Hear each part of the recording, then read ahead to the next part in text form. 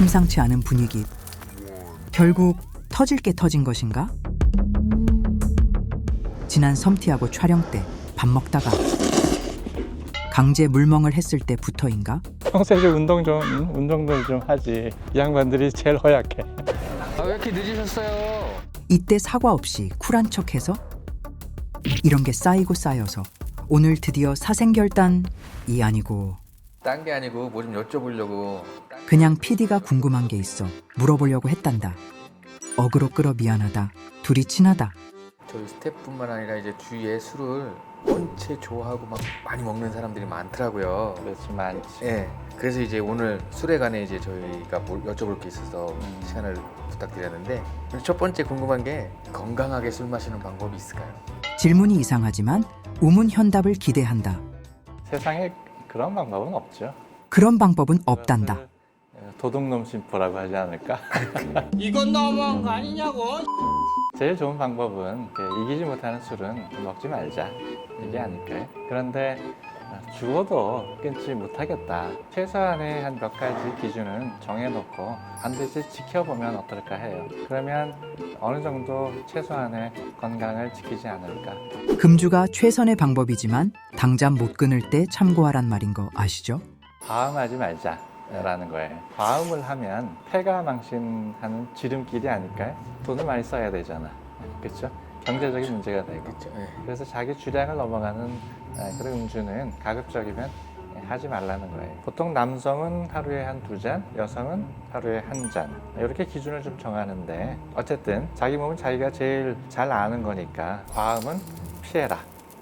또 하나 중요한 점은 매일 마시지 말라라는 거예요. 하루 이렇게 먹었으면 간을 또 쉬게 하는 거니까 매일 그렇게 부어라 마셔라 하면 제명에 못 살죠. 술을 먹게 되고 취하고 그러면 신체 기능이 떨어지죠. 신경 반사가 늦어지고 그럼 어디서 떨어지거나 부딪히거나 교통사고가 나거나 또 아마 가끔 볼 텐데 등산을 갔어요. 또 신경 반사가 느려지기 때문에 또 발을 헛디디게 되면 또 낙사를 하게 되는 거죠. 술 먹으면 죽는다라고 하는 말이 거짓이나 또 과다한 건 아니라고 생각을 해요. 또 술을 많이 먹고 귀가했을 때 구타사. 술 너무 많이 먹으면 죽는다. 둘째는 공복 상태로 음주를 하지 말자. 식사를 하고 나서 술을 마시면 알코올 흡수가 좀 늦어지잖아요. 그러면 이제 신체에 영향을 주는 것이 좀 줄게 되죠. 셋째는 음주 후 물을 많이 마시자라는 거예요. 가능하면 알코올 한 잔 할 때마다 물을 이렇게 한 잔 하면 탈수 예방에도 도움이 되거든요. 넷째는 천천히 마시자라는 거예요. 자기 앞에 있는 술잔을 아무리 뺏어 먹거나 훔쳐가지 않잖아요. 또 내일이 당장 세상이 망하는 것처럼 그렇게 이렇게 부어라 마셔라 이렇게 여유 있게 마시게 되면 간이 쉬고 회복할 수 있는 시간을 주는 거거든요. 술도 음식이잖아요. 또 한 잔을 음미하면서 천천히 마시면 더 맛이 있죠. 다시 한번 말씀드리지만 아무리 맛있어도 최선의 방법은 금주. 안주는 달고 짜거나 또 매운 것은 피하자라는 거예요. 자극성 있는 음식물들은요 그냥 먹어도 위에 별로 안 좋잖아요. 맥주 종류는 견과류를 적극 좀 추천해요. 소주 같은 경우에는 생선구이나 또 회 종류가 좋겠고요. 형편이 안 되면 된장찌개나 김치찌개도 괜찮겠죠. 단지 이제 사장님한테 좀 덜 짜게 해달라고 부탁을 하는 게. 술을 끊고 덜 짜게 먹으면 더 건강해집니다.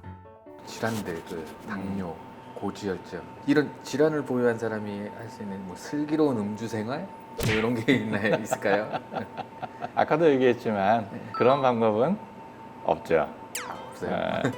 그건 이제 도둑을 넘어서 강도 심보가 아닐까요? 이건 너무한 거 아니냐고. 마찬가지로 술을 끊어야죠. 그게 제일 좋은 방법이고 그럼에도 불구하고 죽기를 각오하고 마시겠다. 그러면 몇 가지 기준은 마음에 새겨보면 좋겠어요. 아, 기준이요? 첫째는 술 종류를 잘 선택해라. 혈당하고 혈압을 안정적으로 유지하는 데 도움이 되는 주류는 알코올 함량이 낮고 또 당분하고 염분이 작은 종류거든요. 이런 종류의 술을 이제 2가지 추천한다면 하나는 드라이 와인이고 또 하나는 라이트 맥주 종류예요. 드라이 와인은 발효 과정에서 대부분의 당분이 알코올로 변화돼서 당분 함량이 좀 낮아요. 특히 레드 와인에는 그 일종의 항산화 성분인데 레스베라트롤이라고 하는 성분이 많아서 혈관 건강에도 아주 좋아요. 또 적당한 양의 와인은 혈압에도 또 긍정적인 영향을 미칠 수 있다는 연구 결과도 있어요. 아무리 좋은 술도 금주보단 건강하지 못합니다. 둘째는 안주 종류를 잘 선택하는 것이다. 가능하다면 설탕이나 소금이 없는 드레싱으로 만든 샐러드 있잖아요. 그리고 오이나 당근 같은 생야채를 그냥 안주로 나쁘지 않죠. 그리고 삶은 계란이나 구운 생선 같은 저지방 단백질 안주류도 좋습니다. 요거트 같은 발효식품, 그리고 소금이 조금 적게 들어간 저염 김치, 반대로 가능하다면 피해야 될 안주도 있거든요. 삼겹살 같은 그 기름진 육류, 치킨 같은 튀김류는 멀리하자. 그리고 젓갈류나 장아찌 같은 짠 음식이나 피클 같은 절인 음식도 좀 피했으면 좋겠다는 거. 이렇게 먹기 귀찮다고요? 그럼 끊으세요. 중요한 게 또 한 가지 더 있는데 또 해장으로 라면 먹지 말자. 이게 무슨 소린가? 해장라면을 먹지 말라니. 더 최악인 것은 라면에 흰쌀밥을 말아먹는 거죠. 그 순간이 바로 내 목숨을 말아먹는 거. 꼭 명심했으면 좋겠어요. 극강의 탄수화물들을 계속 엎친 데 덮치고 이런 것은 때린 데 또 때리고 그런 거지. 알겠습니다. 셋째는 질환이 있다면 반드시 음주 전에 식사를 하자라는 거예요. 공복 상태의 음주를 하게 되면 혈당이 오히려 너무 떨어지거나 더 급격하게 올라갈 수 있기 때문에 그래요. 아까 말했던 질환에도 불구하고 나는 먹고 죽어야겠다 하고 음주 생활을 즐기면 또 어떤 문제, 어떤 후유증들이 생길까요? 당연한 질문이라 웃음이 난다. 알코올은 건강한 사람에게도 영향을 많이 주거든요. 특히 간에 좀 많은 무리를 줄 수 있기 때문에 주의를 해야 돼요. 둘째로 질환으로 약물을 복용하고 있는 분들이 계시다면은 약과 알코올의 상호작용을 좀 생각을 해야 되거든요. 특별히 고혈압약, 당뇨약, 고지혈증약 이런 것들은 알코올하고 상호작용이 있을 수 있기 때문에 주의를 좀 요합니다. 그래서 이제 만성질환인 분들은 의사와 또 상담하는 게 좋을 것 같아요. 의사 선생님이랑 상담하면 마시지 마셔라 그러시지 않을 건가요? 그게 당연히 먹지 말라고 그러겠지. 예. 또 이제 어쩔 수 없이 또 마셔야 될 때가 또 있긴 있어서 그럴 때는 한번 자기의 신체적인 상황, 또 질병의 그런 정도 이런 것들을 따져봐야 되기 때문에 그때는 상담받으면 좋을 것 같습니다. 그런 거 상담 받으면 진료비 받으시나요? 당연히 받아야지. 의료법상 진료비를 안 받으면 그게 불법이에요. 마음도 안 받으실 마음이 있는데 법 때문에. 아, 그럼. 세상에 공짜는 없다.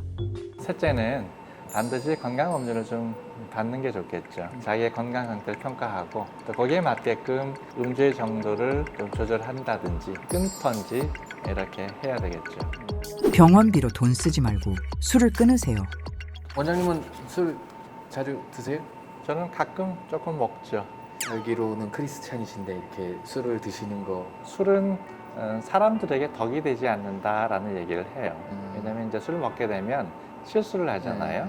잘못된 판단을 하게 되고 또 우리 성경에도 내가 먹어서 다른 사람이 그것을 보고 또 그 사람에게 또 좋지 않은 영향을 끼친다면, 즉 덕이 되지 않으면 마시지 말라 이런 얘기가 있거든요.